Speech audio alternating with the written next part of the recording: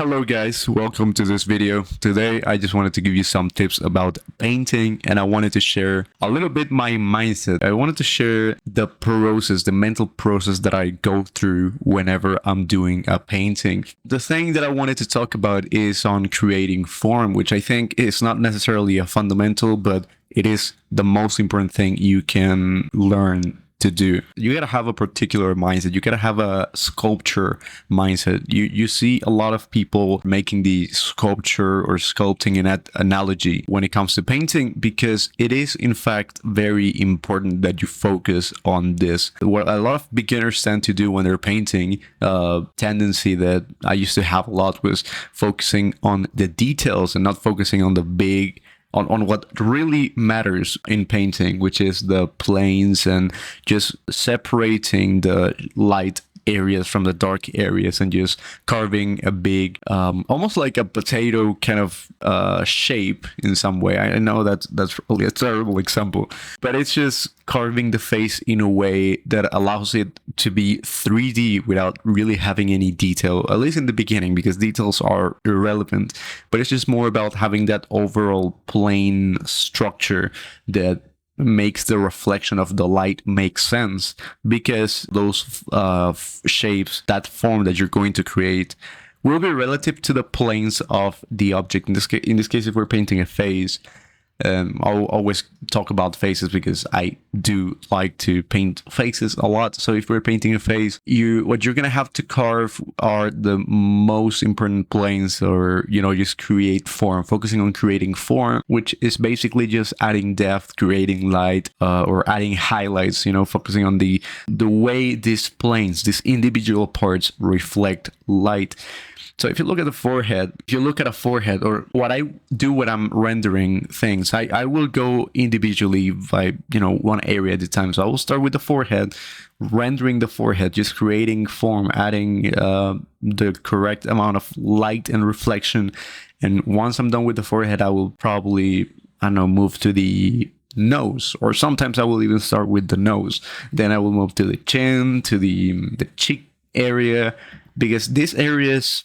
And I'm not saying I do this in this order necessarily, but I will in fact render these areas individually as like their own thing. It's not like I'm focusing on the overall compounded shapes of the whole image, but I'm focusing on rendering when I'm on the rendering stage, on these specific things, on these individual parts, individual planes. In the early stage, when I'm sketching, or when I'm at this rough stage of the painting where I'm only focusing on the shapes or the values, if you're having trouble with establishing a good foundation, I would really suggest you pay more attention to this early stage. So if you don't know how to do this, you can just do a little thumbnail of whatever it is that you're painting. I think I also did a thumbnail on this painting.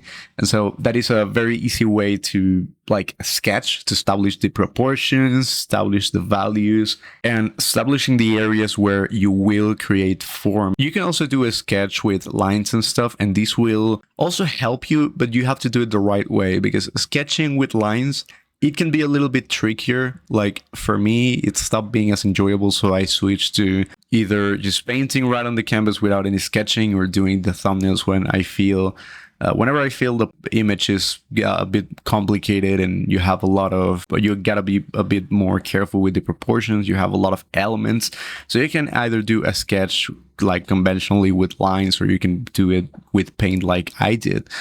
And doing a sketch like this will allow you to nail down this early stage really early on, so you can focus then on rendering and adding depth on these individual areas.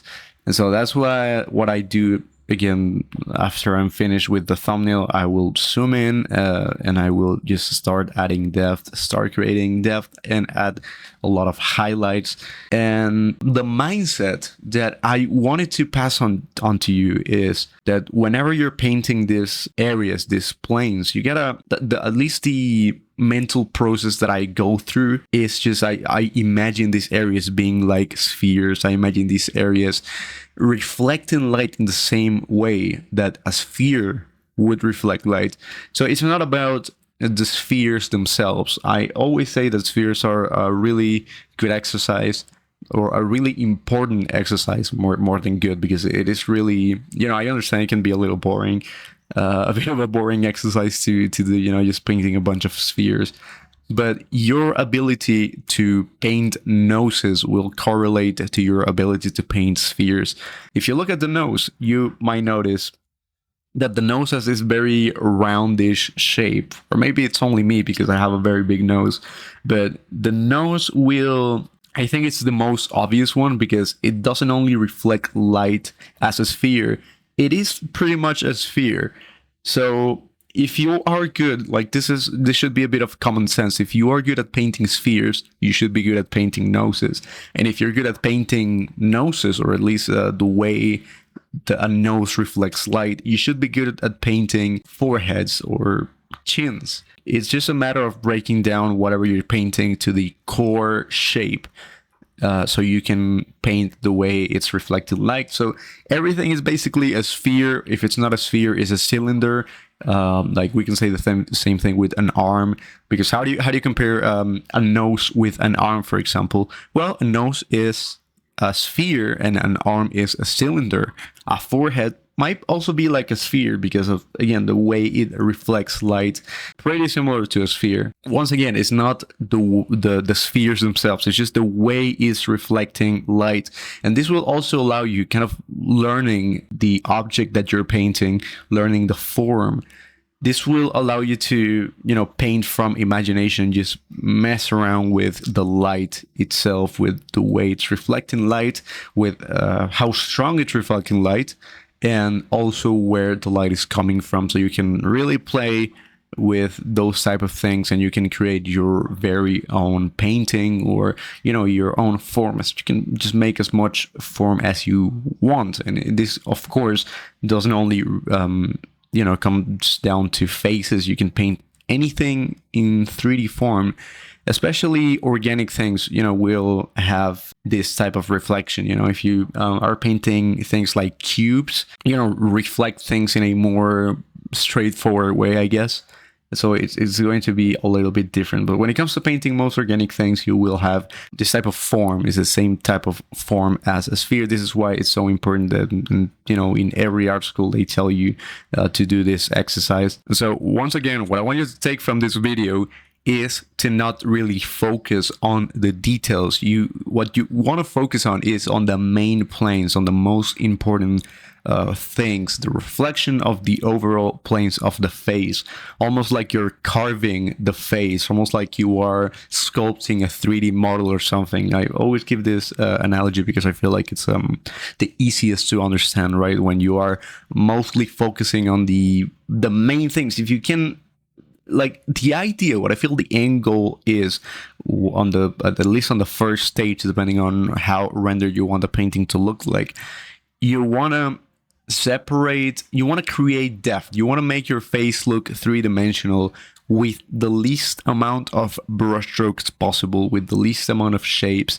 You want it to, keep it like low poly 3D models or something.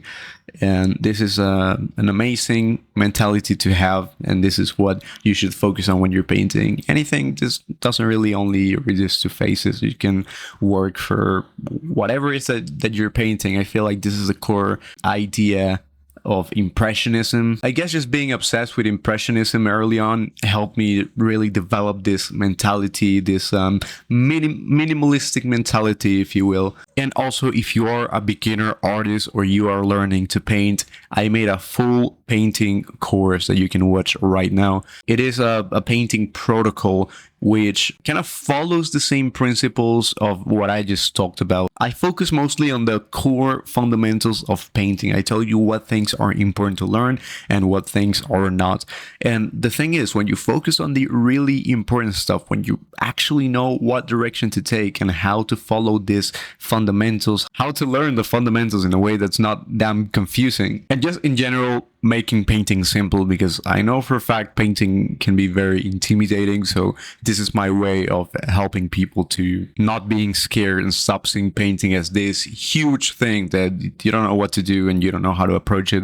And I teach you all of that in My painting protocol is on the first link in the description, so go check it out. I really think it's genuinely useful if you're having trouble with painting and you just want to create stuff. But anyways, we finally reached the end of this video. I really hope it was useful, and I'll see you in the next video.